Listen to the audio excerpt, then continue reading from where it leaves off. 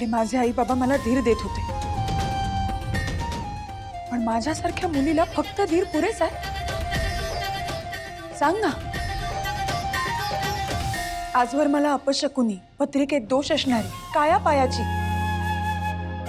अशी अनेक विशेषणं दिली, त्याची सवयही करून घेतली. पण मग माझ्या आयुष्यात आनंदी आल्या.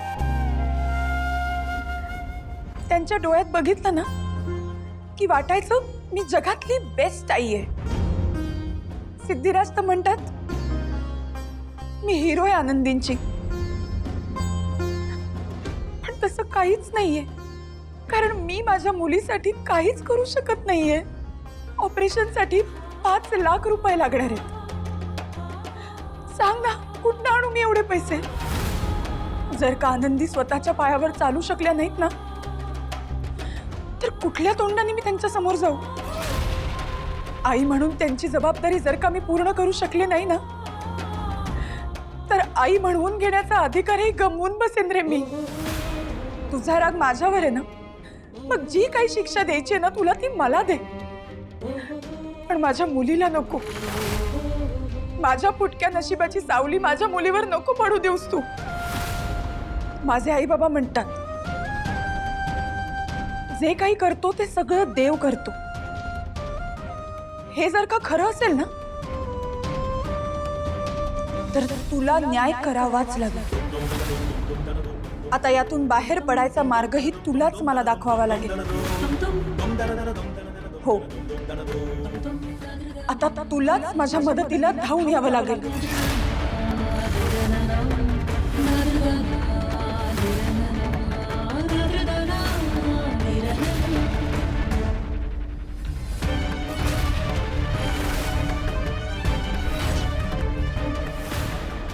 आता जोपर्यंत तू माझ्या मुलीला न्याय मिळवून देत नाहीस ना, तोपर्यंत मी या दिव्यावरचा हात काढणार नाही. हे एका आईने तुला दिलेलं वचन आहे.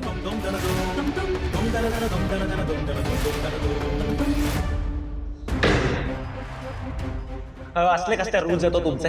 हा, तुमचे रूल्स महत्वाचे आहेत का पेशंटचा जीव? सर शांत व्हा, हे हॉस्पिटल आहे.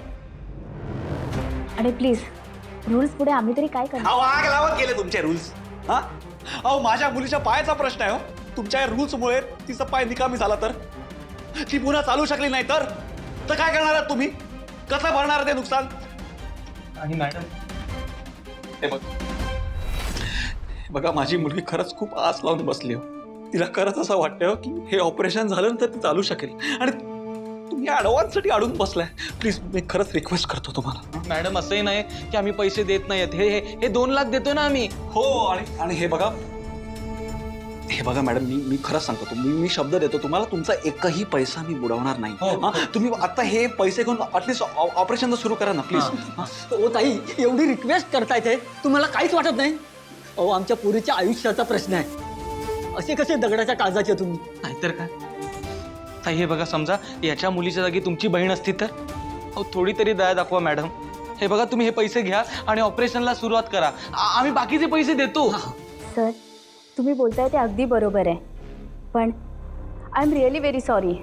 हॉस्पिटलच्या काही पॉलिसीज असतात, आम्ही त्या ब्रेक नाही करू शकत. माझ्या नोकरीचा प्रश्न आहे सर, प्लीज. काय झालं? काय प्रॉब्लेम आहे? काय प्रॉब्लेम? तुमच्या हॉस्पिटलच्या या रूल्सचा प्रॉब्लेम आहे मला.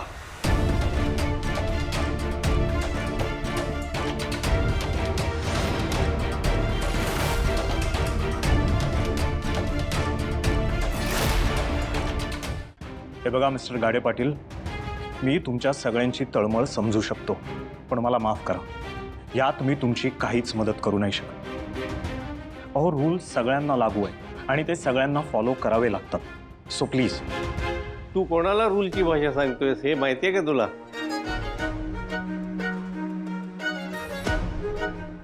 बेटा सिद्धू, ओळखलंस मला?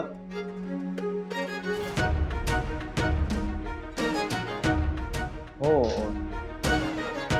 मी तेच ना, ते 4 वर्षांपूर्वी ते तुमचं ते हॉस्पिटलचं. हो, तोच मी. 4 वर्षापूर्वी मला इथे हॉस्पिटल बांधायचं होतं.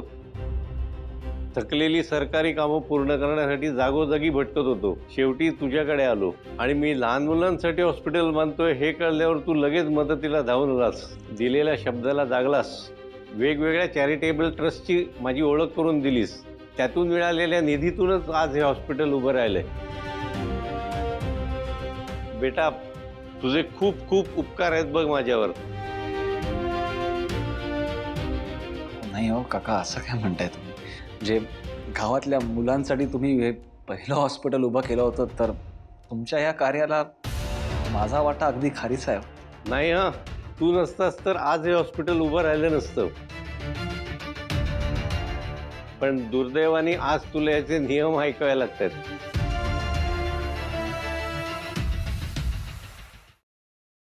काय होईल, काय होईल?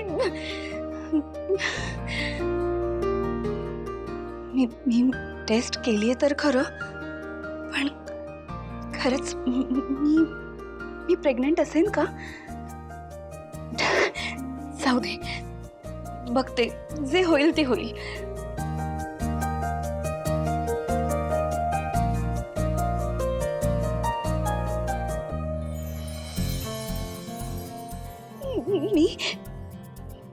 मी आई होणार आहे.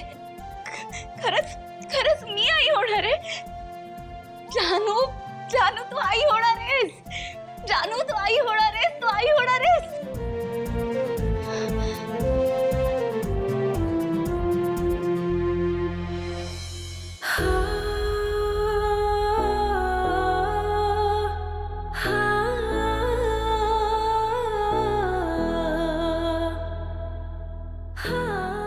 जानू, आता असं वेड्यासारखं नाही हा वागायचं.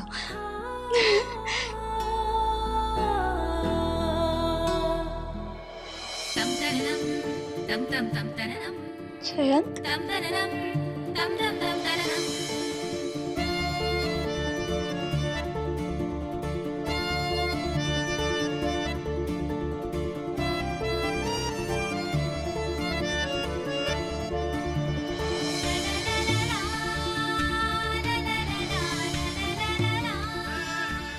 तू माझी बेस्ट फ्रेंड आहेस.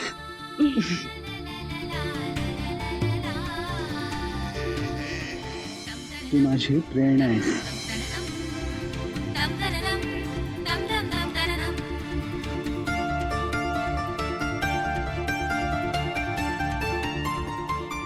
जयंतला सांगायला हवं.